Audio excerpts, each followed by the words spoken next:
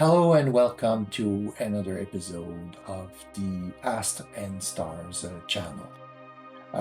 Before starting, I would like to mention that there is no sponsor to this video, but I would still like to mention that I've been very satisfied with the service that I have obtained from the Astronomy Plus shop in Montreal.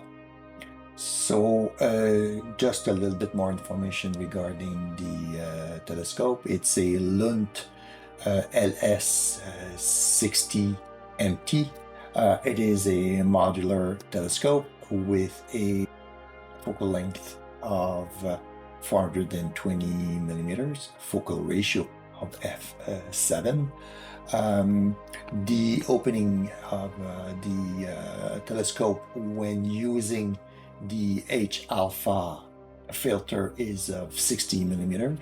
When you remove the H-alpha filter, it goes up to 70 millimeters. It's a telescope that can be used either night or day, depending on the filter used for the observation.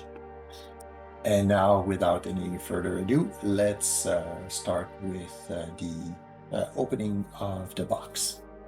So we are now beginning to unpack the telescope. As you can see, it states handle with care. I definitely hope that the inside of the box will reflect this and that the carrying case will not show any damage to the telescope. Let's now open the box and see if the content is undamaged. As you can see, the carrying case containing the telescope is well immobilized within the box by two styrofoam component at each end of the carrying case, preventing it from moving during transport. I will now proceed to remove the carrying case from the box, carefully removing it because the price of a telescope is high enough. You don't want to damage it once you have received it. I will now proceed to an external verification of the carrying case to ensure that there is no damage to the case during transport. And after a cursory examination, it doesn't appear to be that there is any damage, which means that the content of the carrying case should be in very good shape. I will now proceed to open the carrying case. As you can see, the telescope is well protected by styrofoam components. We have the operating manual for the telescope, as well as additional information regarding looking at the sun. You can see that every component of the telescope is within a plastic bag.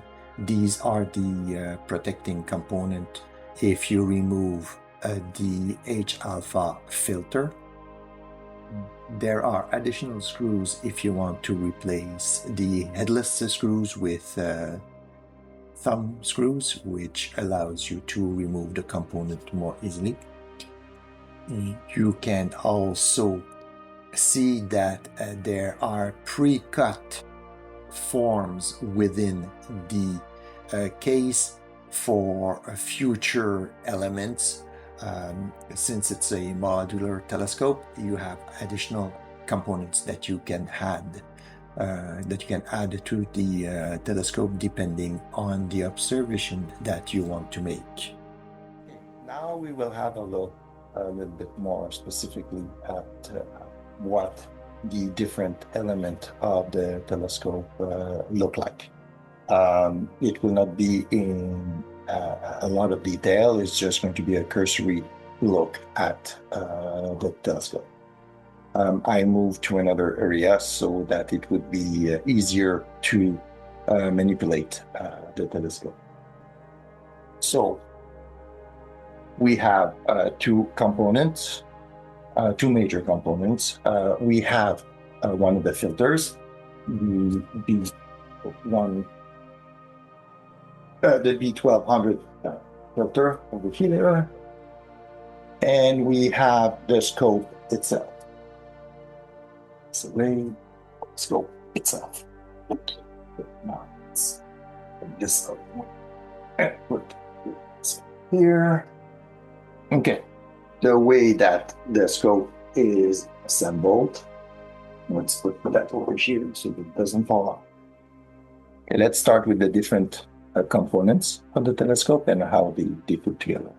So the first one is we have the cap over here, okay, in this portion. Now, if you were to double stack the telescope, the second filter will come over here on top of the dew shield. It would be hooked, or it would be screwed into the dew shield. So you have the dew shield over here, you have the lens in there, you have the cap that I will put back on because I don't want too much dust to get on my lens. You have the optical tube, which is over here. You have the filter, the pressure one, the pressure alpha, average and alpha filter. And you have over here the focuser system, the focusing system, okay? And at the end, this is where you plug in the other filter, whether it is the B1200 or the B600. There's also a B1800, but I'm not sure. I don't have that one. So you put this in, you slide this in, you use the screws to tighten it so that it doesn't move. And then over here, this is where you would be plugging in your camera for astrophotography or your diagonal in order to put an objective in when you do the visual observation.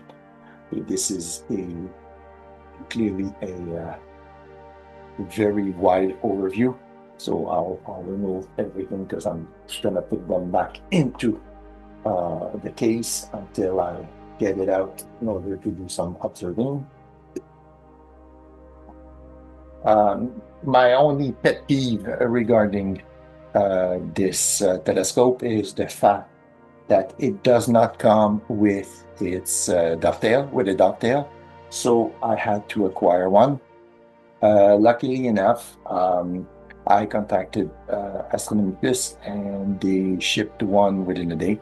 I mean, I ordered it on the Monday and I got it on the Tuesday, which is quite fast. And the dovetail comes, well, this is the type of dovetail. There are three kinds. You have the 4-inch, 6-inch, and 8-inch dovetails.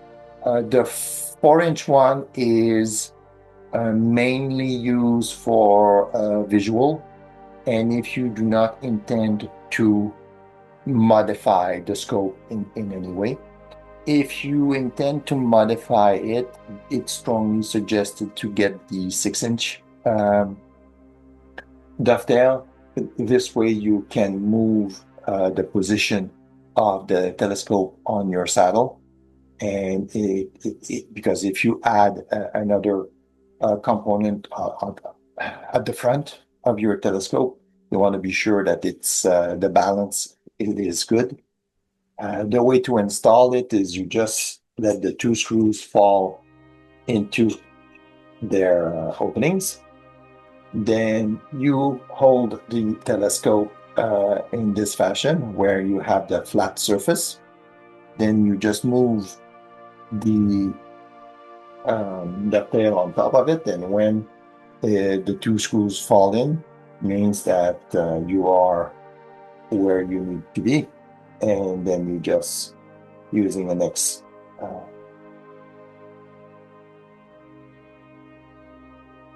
device, you just the X screwdriver, you plug that in, okay, and then you have your scope ready for observation once you hook it to a sub. I have to admit that I was really surprised by the weight of the Lunt telescope. Now I just can't wait and actually try it. Unfortunately, they're forecasting rain for the next couple of days, so I will have to be patient. I hope that you found this video entertaining and interesting. I intend to do additional videos regarding my Lunt telescope in the future. And until next time, I wish you a clear sky.